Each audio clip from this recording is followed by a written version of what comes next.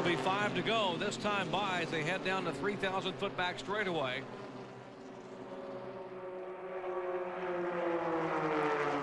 Two very equal Pontiac race cars, and now Huffman looks to the inside in turn 3. There's a lane on the bottom of the racetrack, but he can't pull it off.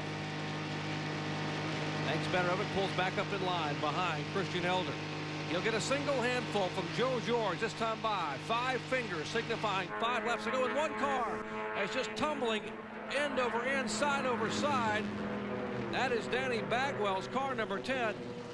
And looks like all the wheels there. Is that 3 wheels I see on the apron of the racetrack? That's the rear end housing laying right there beside of it. That car just absolutely came apart right there. Look at this. Wow. There's Danny Bagwell moving, trying to get the helmet unhooked as the car is laying there with the bottom of the car facing oncoming traffic. They are getting the safety crews moving to him right away, but Danny moving, and that is a great shot to see him unhooking the helmet. The roof of the car is gone, the front of the car is gone, the front clip is gone from his Ford. That's a Ford Escort. That's one of the new ZX2 Escorts. And now he lays down on the racetrack after that wild flip. Just happy to be out of there right now.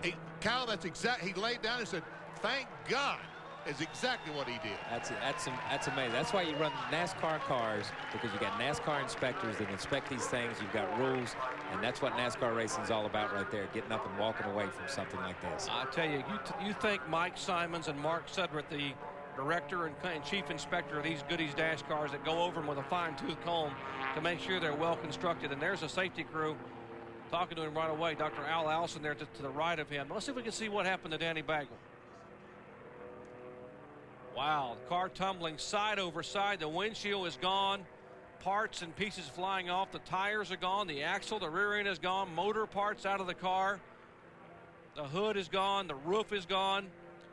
And see the roll cage? It comes down on the roll cage, but he is secure in that seat, still buckled in with that 5-point seat belt when the car comes to a rest. Yeah, the one thing that happened to it was the car kept moving. It kept throwing pieces away from the car, and it kept dissipating energy, like Jerry said before. And like we talked, there's been some big wrecks here today. There's been some bad wrecks. This was a big wreck, and this was a bad wreck also. But to watch him crawl out and stand up, and the crowd here, I know you might not have heard it at home on your TVs, but I'm going to tell you, the crowd was standing and cheering. They went wild. There's the rear axle housing laying on the grass. The rear end housing complete, both rear tires laying on the grass. And all right, here he comes along. That's looking up pit road as the car goes by him. He's rolling side over side. There comes the rear end housing out. The windshield's already gone. The front tires are gone. Sheet metal peeled away. There comes the windshield down in one piece on the racetrack, the Lexan windshield, and cars are going by. And I'm just thankful right here came by that hit him from the bottom side, like what happened to Scott Weaver when he was hit head-on by George Crenshaw. Yeah, and that's the worst thing that can happen in an accident like this. If you remember when my father had the same kind of crash coming out of turn 4 here, it wasn't the crash that got him. It was the second blow from the cars coming and running through the debris. All the drivers there did an incredible job of dodging the debris and dodging him because it could have got kind of nasty. But look at him waving to the crowd. That's amazing. I'm told that all of a sudden the car veered to the right coming down the short and shot it against the outside retaining wall. And Kyle, the first picture we see of the car, the right front isn't there. It's like something might have broken on the right front, and he slammed the wall and he knocked the whole right front off the car. Could have run over some debris, cut a tire, could have broken a ball joint. There's a lot of things that could have happened here that just absolutely shred the right front off. I vividly remember the ball joint, the right upper ball joint breaking on Rusty Wallace's car in 1989 at Bristol, Tennessee. And the car hitting the wall and then beginning the somersault and tumble like a spiral, like a punt in the air. And the car came down and went end over end, side over side at Bristol. And, of course, your dad's accident here in February of 1988. What a tumble that one was. Now, now also, the race has been red flagged, so the race is not over. We will see 3 or 4 laps of green flag racing to determine who wins. But the best news of all, 38-year-old Danny Bagwell able to be extricate himself from the car. What's left of that car, the Sterling Casino Lines Ford. With 75 of the 80 laps completed, Danny Bagwell's car tumbling down the tri-oval. Let's go back to Dr. Jerry Punch. Thank you, Bob. Let's take a look again at what happened. This caution coming out with just 5 laps to go. Now watch Bagwell's as the black car. And he's already started tumbling. And just watch as the car just totally disintegrates. The rear housing leaves. Both front wheels, all 4 wheels are off the car. And all that's left basically is the roll cage. The drive shaft is laying in the grass. But fortunately, the roll cage is still intact. Watch as the rear housing just flies out from the car. There it comes off. Be able to see the windshield come down here in its entirety. It'll come down out of the air. Boom, there's the windshield there. The drive shaft laying to the right of the car. It's bowed in an L shape.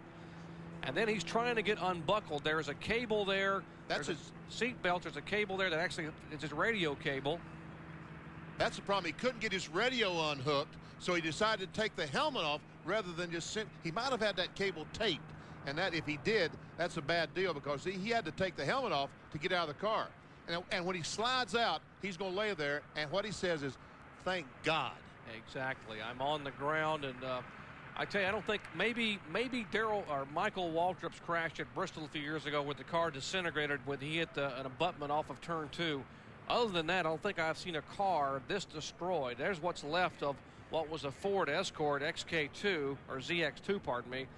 A brand new car for Danny Bagwell, the Sterling Casino sponsorship, and that one will go, I'm sure someone will want that one in a museum somewhere. That one's not going to be raced anymore. And they're trying to use a 1x6 piece of wood to load the car. Even the wrecker's not having much success getting the car on the back of the rollback.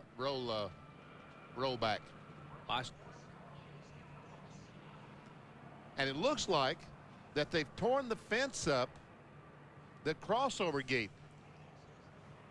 Yeah, Gary Nelson is there, NASCAR's chief inspector, along with the safety crew, the safety clean people there, safety crew people there looking at it. There's Buster Auten looking at it. There's a crossover area. That's gate 7 here at the Speedway. It's called gate 7. That's where they allow traffic and allow the semis to come in and out of the racetrack that will not fit through the tunnel. So that's why that gate is there anyway on the racetrack, and there's an interruption there in the concrete fence. What a day it has been here at Daytona as we go down to Ray Dunlap. Well, Doc, it's really good news from over in the medical center. They're saying that Danny Bagwell is very, very good. He's got a big bump on his left ankle, so they are going to take him over to Halifax, and they're going to have that looked at, get some x-rays over there. But let's take a look at this car just a little bit closer.